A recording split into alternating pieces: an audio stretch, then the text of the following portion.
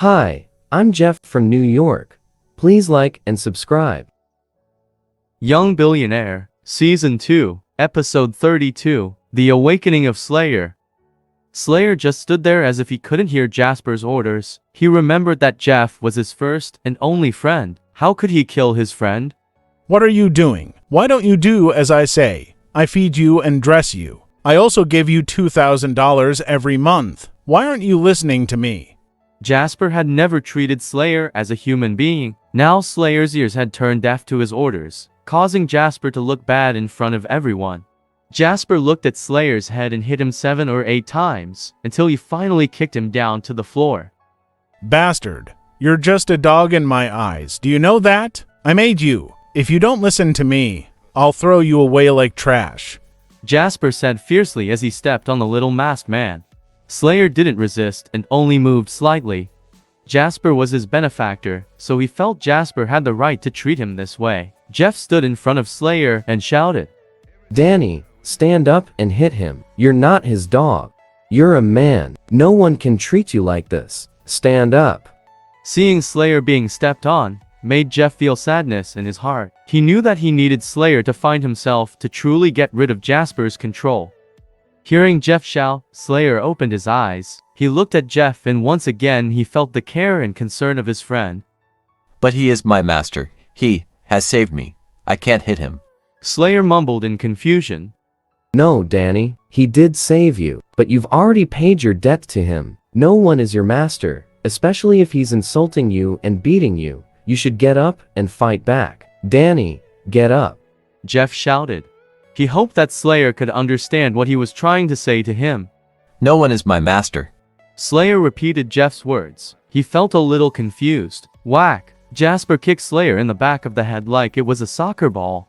You dog, you know this guy. You betrayed me, stinky little dog. I gave you food and drink every day. Now that I need you to fight my enemy, you're useless.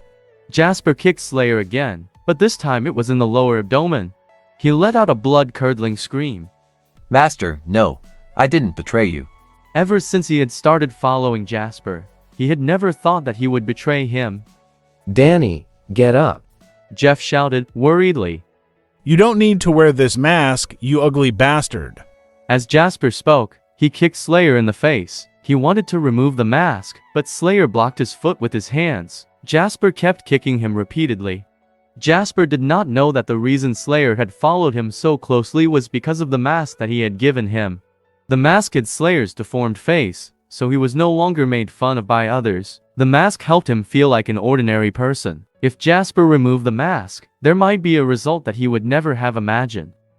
You ugly bastard. Do you still remember what I told you when I saved you that day? That you'd have to listen to me from then on. Now I'll tell you one last time, go kill him. And then give me back the mask. Jasper also saw that with this mask he still had control of her Slayer like a puppet. Stop lying on the ground like a dead dog. Get up.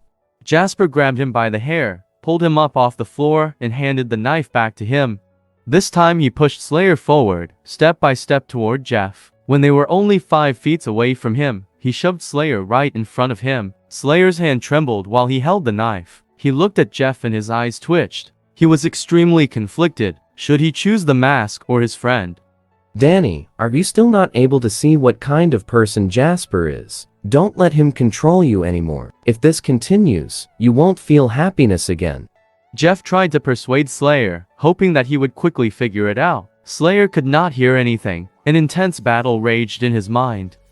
You ugly bastard, hurry up and kill that idiot. Take off the mask and let everyone see your ugly face. Everyone will laugh at you. No one will want to know you. No company will recruit you. You'll be abandoned by the entire society. No one will pity you. Jasper shouted from behind him. Slayer closed his eyes and thought of the times when he was insulted, mocked, ridiculed, and criticized. We won't play with you. You're ugly. The group of kids run and left, leaving little Slayer staring dumbly after them. Stop looking. If you keep looking at him, you'll get nightmares. A mother covered her child's eyes and quickly left. Just go. We won't take you even if we do hire someone. You're affecting our business. Get lost. Don't come back here again. An old woman pushed Slayer into a pool of water in front of the car wash shop. So ugly, he shouldn't be living in this world. Ha ha ha. The laughter from countless cruel people rang in his ears. They were laughing so arrogantly. Slayer closed his eyes. He felt very uncomfortable. It felt like his eardrums were about to burst and his brain was about to explode. His head and his heart hurt from the unspeakable ordeals he'd had to endure throughout his life. Ha! Slayer let out a crazed roar and opened his eyes. They were blood red. He lifted the knife in his hand and rushed toward Jeff to stab him. Get him. It won't be a problem to kill him. Dave and I will save you.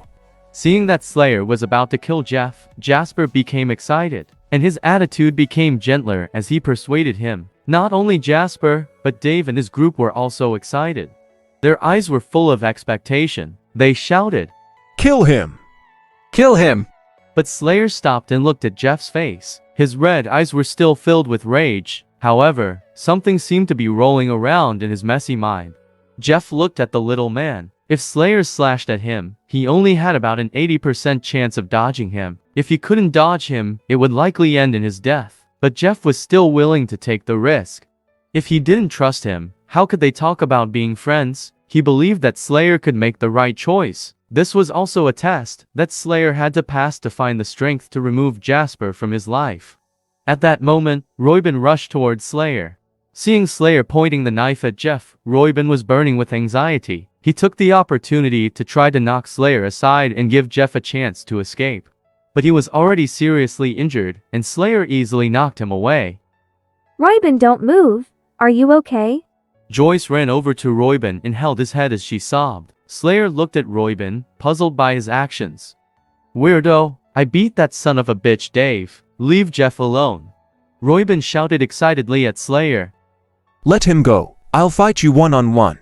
John also roared. If it were not for Violet holding him, he would have also rushed over to save Jeff. Friend. Slayer muttered. He recalled that day when he was together with Jeff. Slayer, what's your real name? Jeff had asked. My name is Daniel Wiggins. That's a good name. You're my friend now. Come and hang out with me someday. Jeff had told him. Friend. Yes, friends. Jeff had said gently. Later, Jeff had asked. If Jasper asks you to kill me in the future, will you kill me? No, I won't kill my friends. I won't let my friends be bullied. Danny had replied. Slayer's heart was filled with regret as his own words appeared in his mind. What on earth was he doing now? Quickly kill him, you ugly bastard. Or I'll take back the mask and everyone will make fun of you. Jasper shouted. Raw! Slayer roared again. He raised the knife and swung it down fast. But he didn't aim for Jeff. Instead, he aimed for Jasper, who was standing behind him. Ugly bastard, you. Jasper looked at Slayer in disbelief. Even in his dreams, he never would have thought that Slayer would stab him. In his eyes, Slayer was just an obedient little dog. How could he dare stab him? Ah. Jasper groaned again. Slayer let go of the knife that had pierced Jasper's stomach. Jasper used his hand to cover the wound, but bright red blood flowed out from beneath his fingers. He wanted to get away from Slayer, but he soon collapsed onto the floor. Everyone quickly dodged aside in fright. Dave, hurry up. Help me, and I'm going to need a doctor. The hospital. Jasper said to Dave, while blood flowed out of his mouth, down his chin and stained his collar. Jasper didn't finish his sentence. His body became motionless.